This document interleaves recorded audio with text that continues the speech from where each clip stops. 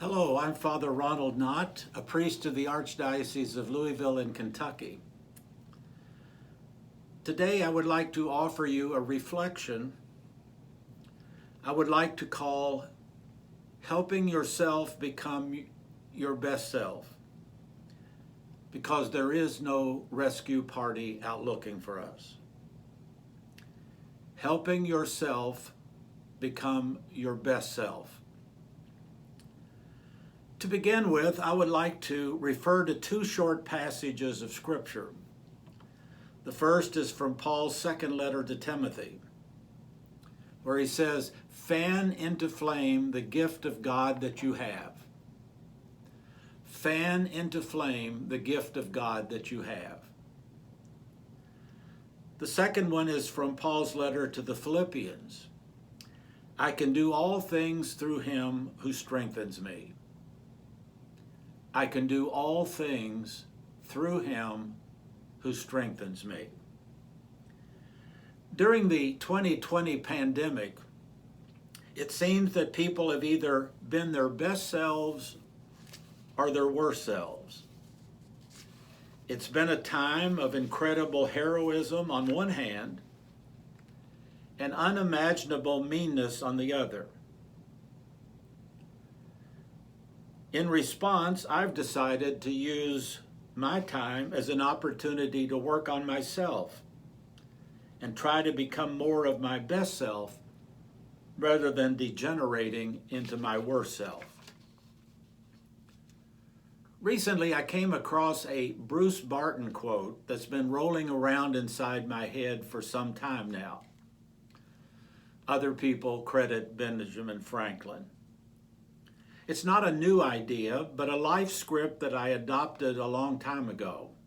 And it goes like this: when we're through changing, we are through. We old people, when we were young people, might remember Bob Dylan singing another version of the same idea. He sang, "He not busy being born is busy dying." He not busy being born is busy dying. Pope John Paul II said, "Ongoing formation keeps up one's youthfulness of spirit, which is something that cannot be imposed from without." St. Paul says, "All that matters is that one is being created anew." Jesus said at the beginning of his ministry, "Metanoete." Change the way you think. Change the way you look at things. Dylan Thomas encourages us, even in our old age, to fight on. He said, "Do not go gentle into that good night. Old age should burn and rave against the close of day. Rage, rage against the dying of the light."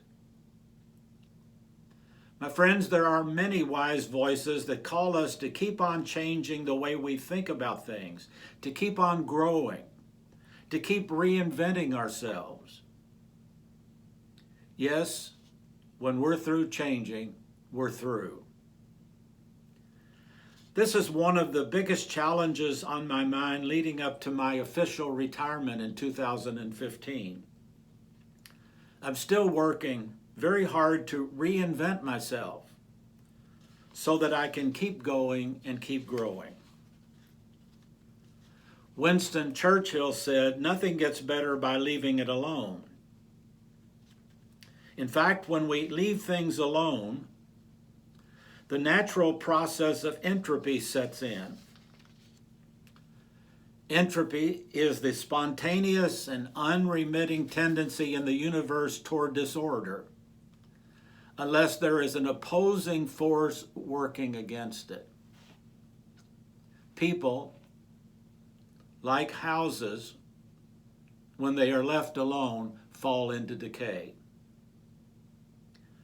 When we leave ourselves alone, we commit what I call personal and spiritual suicide. Personal and spiritual suicide is the result of always saying no to opportunities to grow and change.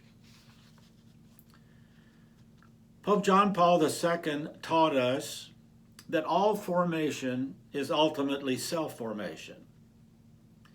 In other words, no one can make us grow and change. We must continually find the motivation within ourselves.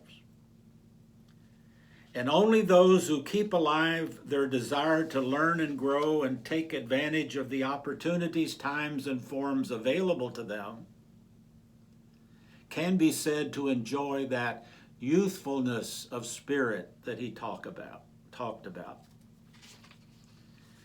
As one who bought into this idea a long time ago, as one who hopes to keep on working my program, I have concluded that there are two secret ingredients to becoming all that we can be. The first ingredient is a passionate commitment to personal excellence. A passionate commitment to personal excellence, to who one is.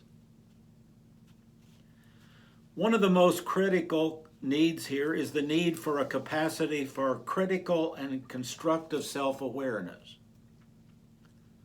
We must be able to know and understand what makes us tick. We must own our own personal histories and heal them if necessary. In short, we must be dedicated to becoming quality human persons, first of all. The second ingredient is a passionate commitment to vocational excellence, to what one does. So a passionate commitment to who one is, and a passionate commitment to vocational excellence to what one does. If we strive to be the best at what we do, we will get better at it. If we choose the good enough to get by path, we'll probably become known very shortly for our mediocrity. The saddest summary of such a life is could have, might have, and should have. There's an ancient spiritual maxim that goes this way: when the student is ready, the teacher will appear. In other words, when we show up for work on who we are and what we do, God shows up too. During most of my early life, I operated out of the assumption that life is something that happens to you and all you can do is make the most of it. Life is something that happens to you and all you can do is make the most of it. Later, I operated out of the notion that I needed to crusade for various structural changes, believing that if I could change the people and things around me, I would be happier and more effective. These days, I operate out of the belief that with a changed outlook on my part, I can experience life differently. I can experience the church differently. I can experience my ministry as a priest differently. And I can experience God differently, no matter what happens or fails to happen around me. Even my experience of retirement depends very much on controlling my own thinking. Today, I meet many fellow priests who operate as if priesthood is something that happened to them, and all they can do is accept it and make the most of it. Other priests I meet operate out of the notion that since they feel little or no support from the bishop, since there seems to be little or no money available for their ongoing formation,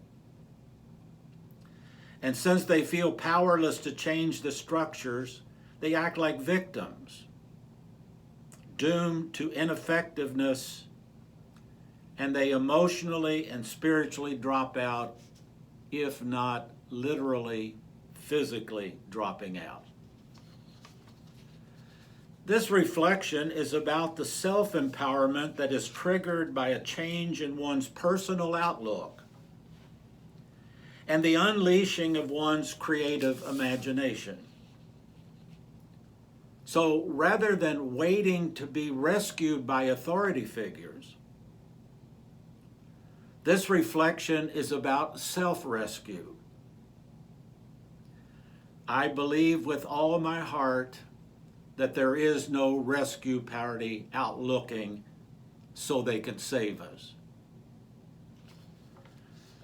The first time I can remember consciously changing the way I looked at something in my life was during my junior year of college, while I was in the seminary at St. Meinrad over in Indiana. It was one of the most significant life-changing metanoia experiences of my life. I wasn't very happy with my life. I was what some would call a feverish little clod of grievances and ailments, complaining the world and the church would not get together and make me happy. I was bashful, backward and scared of people and scared of life. I wanted other people to change things so that I would feel better about myself and be more comfortable in the world in which I lived. I wanted them to do the changing. That day, on a fire escape at St. Meinrad when I was in college, I decided to reverse my thinking, to reverse it away from being a victim toward being a force of nature. With God's help, I decided to grab life by the horns and accept God's help in making myself happy. In a great moment of conversion, I decided to do some serious changing on a personal level. Today, I shudder to think what my life might be like if God had not helped me change the way I looked at myself and the things going on in the world around me. I quit waiting for the world to change. I quit waiting for my father to change, the bishop to change, the church to change, and things to change.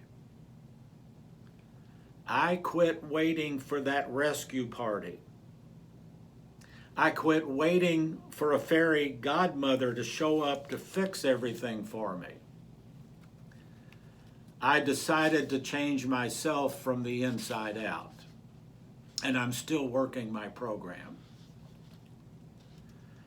I do believe that some of us priests have had more advantages, opportunities, and luck than others, but I also believe that every priest has more power than he knows to be more than he is, regardless of the lack of advantages, opportunities, or luck. How else can we account for those among us who have overcome great obstacles to rise to great heights, and those who have fallen from great heights in spite of great advantages, opportunities, and luck? Having to walk down the seminary hallway when I went to the seminary, and where I later worked as a seminary staff member, it's not wasted on me that many of the shining stars of my class have crashed and burned a long time ago, while some of the ugly ducklings like myself have somehow come much further than any of our classmates as well as ourselves could have imagined. Me and my fellow priests are more powerful than we know in molding ourselves into the priests we are called to be. As long as we quit clinging conveniently to a sense of victimhood and stand up to the laziness and cowardice within us that holds us there.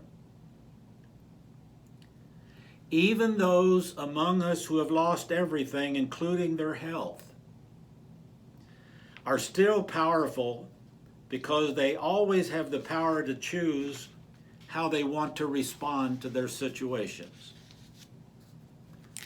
Anyone can give up. Giving up is the easiest thing in the world to do. But to hold it together when everyone else would understand if you fell apart, that's true strength. As Hubert Humphrey, former Vice President of the United States, put it, "Oh, my friend, it's not what they take away from you that counts. It's what you do with what you have left." My friend, self-creation takes courage. And because it takes courage, we often unconsciously sabotage our own hopes of success, because the sabotage itself makes things less difficult. It makes it less risky, less scary, and less threatening. We're often held back as well by the discounting beliefs about ourselves that we have come to accept over time. Messages absorbed from our own voices, as well as the voices of those around us. The resulting low self-esteem makes us believe that we are powerless and helpless, and pushes us to withdraw from the simplest demands and ignore the many opportunities that come our way. Afraid to admit that much of what we hate about our lives is the result of a long series of lazy choices, we end up trying to blame those around us. Pope Benedict XVI said back in 2011, "The fathers of the church maintain that human beings stand at the point of intersection between two gravitational fields. First, there is the force of gravity which pulls us down towards selfishness, falsehood, and evil. The gravity which diminishes us and distances us from the heights of God. On the other hand, there is the gravitational force of God's love. The fact that we are loved by God and respond in love attracts us upward. Man finds himself betwixt these twofold gravitational forces, and everything depends on our escaping the gravitational field of evil and becoming free to be attracted completely by the gravitational force of God, which makes us authentic, elevates us, and grants us true freedom." I was reminded of those gravitational forces that pull us down that the church fathers spoke of, quoted by Pope Benedict, when I stumbled onto a fascinating TV program a couple of years back that showed what the earth would be like without humans. It's based on a book, The World Without Us, by Alan Wiseman. It showed how fast our massive man-made infrastructure would collapse and finally vanish without our human attention. Just days after humans disappear, we are told, floods in the New York subway would start eroding the city's foundation.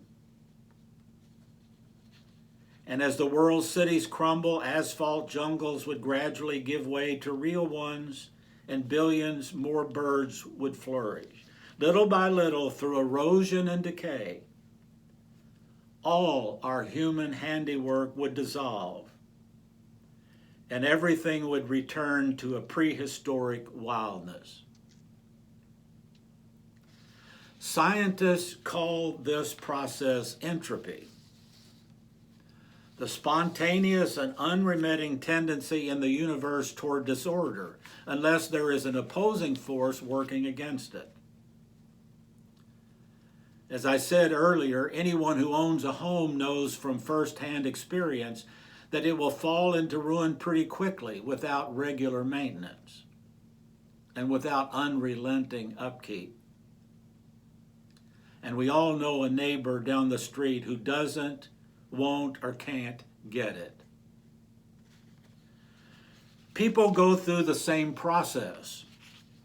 We say they have let themselves go when people neglect the care of their bodies.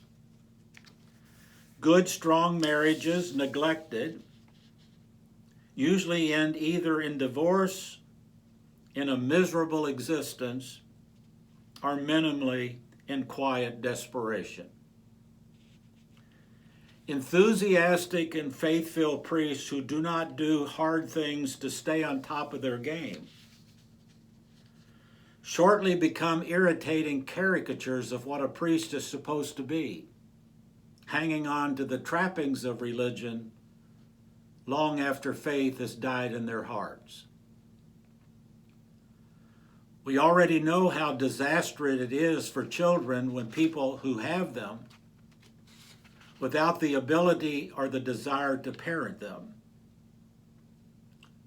priests who have let themselves go, become a burden on the whole diocese and drain it not only of its financial resources, but worse, its spiritual resources. As I said earlier, Bob Dylan used to sing, "If you're not busy being born, you're busy dying." Productive gardens need weeding. Nice lawns need mowing. Doctors need continuing education. And we all need to maintain healthy lifestyles and guard our callings against the relentless impulse to take things for granted. And even faith unattended is subject to withering.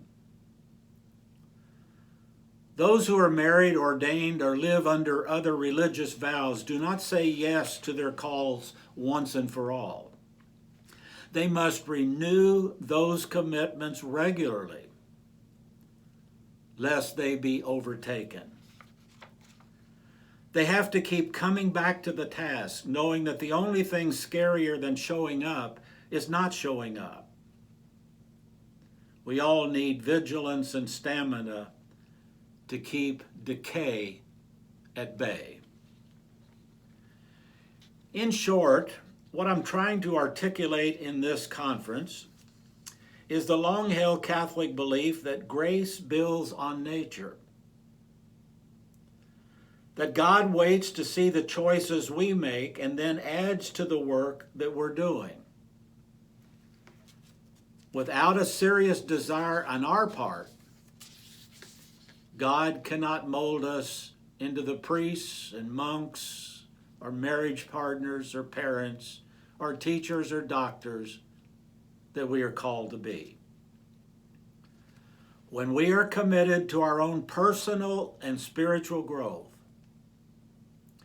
when we're ready to stand up to the negative gravitational forces within us and around us, providence moves too.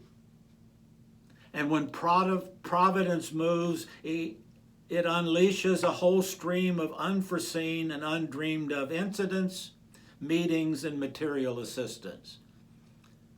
God shows up when we show up for work. Anyone who owns a home knows that it will fall into ruin pretty quickly without regular maintenance and constant upkeep. One of the hardest points to get across in marriage preparation programs is the point that just because you are in love today and promise to be true to you in good times and in bad does not mean your marriage will survive without constant care and maintenance. Most marriages that fall apart fall apart because of neglect. America has a major problem with obesity. But many of us have not figured out yet that weight can be managed in our culture, but it can't be managed without constant attention to diet and to exercise. Many people just let themselves go until there is a crisis or it's too late. Gardens need weeding. Friendships need cultivating. Professionals need ongoing formation. Even our faith, unattended, is subject to withering on the vine.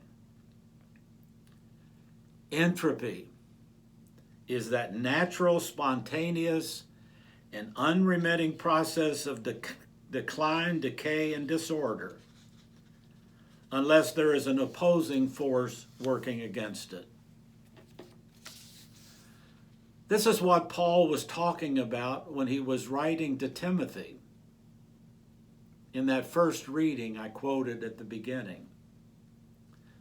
Paul is in prison when he writes to a very discouraged young missionary named Timothy. It was Paul who had ordained an enthusiastic young Timothy. Now he writes to a young man overwhelmed and drowning in discouragement in his ministry. Things are falling apart. Timothy wants to give up and come home. The fire that he once had in him was going out. Paul tells Timothy to fan into flame once again that gift that God gave him when he was ordained. Fan into flame the gift of God that you have. Paul tells Timothy that God does not give us a spirit of cowardice, where we back off from life's challenges, give in to our lazy streaks, take the easy way out, and wimp out when things get tough.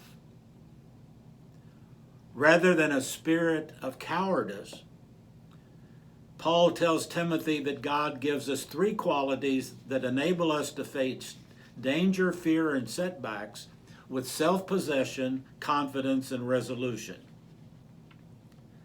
Paul tells Timothy that God gives us, first of all, dunamis. The Spirit gives us strength in the sense of adequacy to meet life challenges effectively, the strength to do well what needs to be done. Our translation today uses the word power as a translation for dunamis. But the word power has so many bad connotations today that the word strength is more true to what Paul means here. I'm reminded here of Gideon's question to God when he was called to lead a vast number of people. He says to God, "How can I possibly do what you ask?" God answered him, "I will be with you." When needed, the Holy Spirit has been known to give people superhuman strength. People have been known to run into burning buildings to rescue others, to lift cars off of people, and to run great distances in time of crisis that they could never do otherwise. Secondly, St. Paul wishes Timothy agape. The Spirit gives us the ability to offer practical helpfulness under pressure. Agape is translated in our translation today by the word love.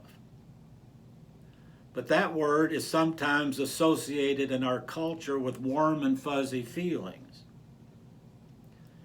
What the Spirit gives us really is competence to deal effectively with a situation by being able to offer practical helpfulness to others. It's a lot more than simply feeling good toward others.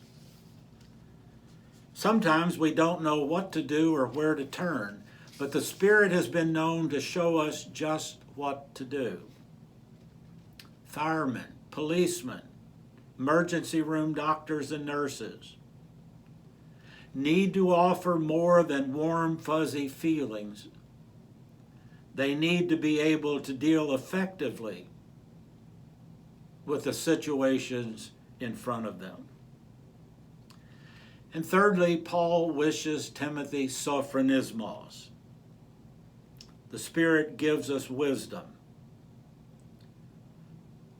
The wisdom to know what to do in the face of panic. The know-how to keep our cool under pressure. The wisdom he's talking about is not academic knowledge.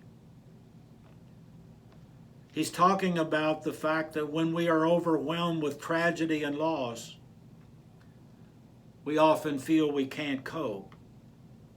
But with the help of the Holy Spirit, we're able to stand our ground and handle things we never thought imaginable. Parents who lose their children in tragic accidents. Married people who lose their spouses through terminal diseases. Children who care for their elderly parents over the long haul. All need to know how to keep their cool and what to do in the face of panic. Back when I was pastor of our cathedral in Louisville, we were doing a renovation. And one day they were digging under the back wall of the cathedral, an 1852 building. It began to crack and almost fell into a rubble right in front of me. I can remember standing on the sidewalk watching it happen. And I recall quite clearly saying to myself, Ron, you don't have the luxury of falling apart. You don't have that luxury. You're pastor of that congregation next Sunday, with or without that building. So get a grip on yourself. This is what Paul meant by sophronismos. In my ministry, I meet people all the time whose lives have come crashing down around them in what seems to be in a flash. Some have been diagnosed with cancer or AIDS. Others have been arrested for killing others while driving drunk. Others have been served with divorce papers. Others have had their homes taken away in foreclosures. Some have lost their lifetime jobs suddenly. Others have had to plead bankruptcy. Others have been faced with unwanted pregnancies, and still others have been through a variety of unimaginable personal losses. Some fell apart and never recovered. But others have somehow asked for and were given these gifts of the Holy Spirit: dunamis, inner strength; agape, the ability to offer practical help in the situation; and sophronismos, the ability to keep their cool under pressure. In a culture that is overly focused on externals, possessions, positions, and power, it's important that we remember to develop these internal qualities as well. Otherwise, when things do not go well, as they often do, we won't have to fall apart, come unglued, and be unable to cope. We can keep on keeping on. No matter what happens, we can handle it. One of my biggest fears as a priest is not natural death, but spiritual and emotional death. Being here and not being here at the same time. As my mother used to refer to it, as being dead on your feet. My biggest fear is gradually turning into a priest whose heart is no longer in it. Chaucer's Parson describes such a priest as a, quote, man annoyed at his own life, unquote. My mother called it just going through the motions. The word used by 4th century monks for this state was acedia. Pope Francis preached on it back in 2014. Acedia is something much stronger than just feeling a little bored or discontented, although it can begin this way. It is less extreme and more in our control than a major clinical depression. Its spiritual overtones make it related to, but arguably distinct from, depression. Acedia is not a disease, it's a temptation. Acedia is a temptation to disconnect, to stop caring, to stop making an effort.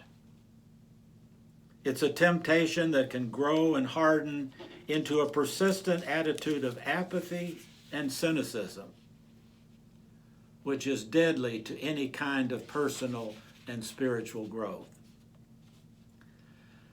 I find it fascinating that acedia in its root means negligence, a negligence that leads to a state of listlessness, a lack of attention to daily tasks, and an overall dissatisfaction with life, of not caring or not being concerned with one's position or condition in the world. In other words, unlike clinical depression, it can be resisted. And the sooner acedia is confronted, the more success one has in that confrontation. We all know priests and married couples who woke up one day and found themselves precisely in that spot, with feelings of being stuck, with few options and little hope. Maybe we're even one of them. If we were to be honest with ourselves, we would have to admit that we didn't get there overnight. It happened because of extended neglect.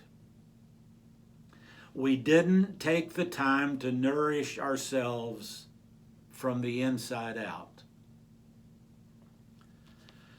Some of my favorite challenges in this area come from Pope John Paul II in his pastoral exhortation to priests, I will give you shepherds. Much of what he says to priests can be applied to marriage partners, parents, and professionals. He tells priests who have just been ordained and feel that they've had enough when it comes to formation. He told them that that must be totally rejected. That idea is false and dangerous. Those who are newly married and feel that they can quit working on their marriages right after the wedding can benefit from his words as well. Whether we are priests, monks, married partners, parents, or professionals, we're all called to resist the temptation toward acedia, the neglect of our personal and spiritual growth. Mother Teresa put it this way: to keep a lamp burning, you have to keep putting oil in it. To keep an oil burning, you have to keep putting oil in it. Again, Bob Dylan put it this way: if you're not busy being born, you're busy dying. Is it my imagination? Is it a sign of approaching old age? Or is it just too much TV? Lately, I have this recurring feeling that the world is becoming crowded with out-of-control individuals who accept fewer and fewer boundaries and less personal responsibility. it is painful to watch the personal and communal devastation that results from people seizing their personal freedom while shirking the personal responsibility that goes with it. It's painful to listen to people talk as if they were powerless over their own passions and appetites. A common response of someone with multiple out-of-wedlock pregnancies and marital infidelities is this: I didn't mean for it to happen. A typical response to opportunities to steal and cheat or take advantage of another is, what could I do? The opportunity was right there in front of me.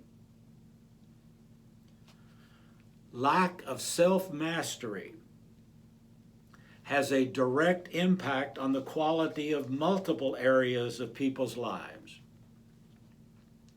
Those who cannot establish mastery over themselves will no doubt see many aspects of their lives quickly unravel.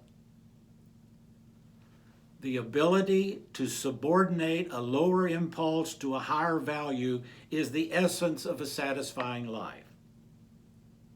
Let me run that by you again. The ability to subordinate a lower impulse to a higher value is the essence of a satisfying life. Friends, maybe it's time to bring back the ancient practice of examining our consciences so that at the end of the day we can take stock of our bad choices, thoughtless judgments, and lazy decisions in order that we might become masters of ourselves and be able to focus our lives in more life-giving directions. If we cannot establish mastery over ourselves, we will eventually become victims of our own passions. The Roman philosopher Seneca said, we should every night call ourselves to an account. What infirmity have I mastered today? What passions opposed? What temptation resisted? What virtue acquired? Our vices will abort themselves if they are brought every day to the shrift. Even secular intellectuals have recognized the value of calling oneself to an account. They use the term autocritique. It's a methodological attempt to step away from oneself through a process of self-objectification, to be able to look at ourselves from a distance. St. Bernard taught, as a searching investigator of the integrity of your own conduct, submit your life to a daily examination. Consider carefully what progress you have made or what ground you have lost. Strive to know yourself. Place all your faults before your eyes. Come face to face with yourself. Leonardo da Vinci was right when he said, one can have no smaller or greater mastery than mastery over oneself. Thank you for listening.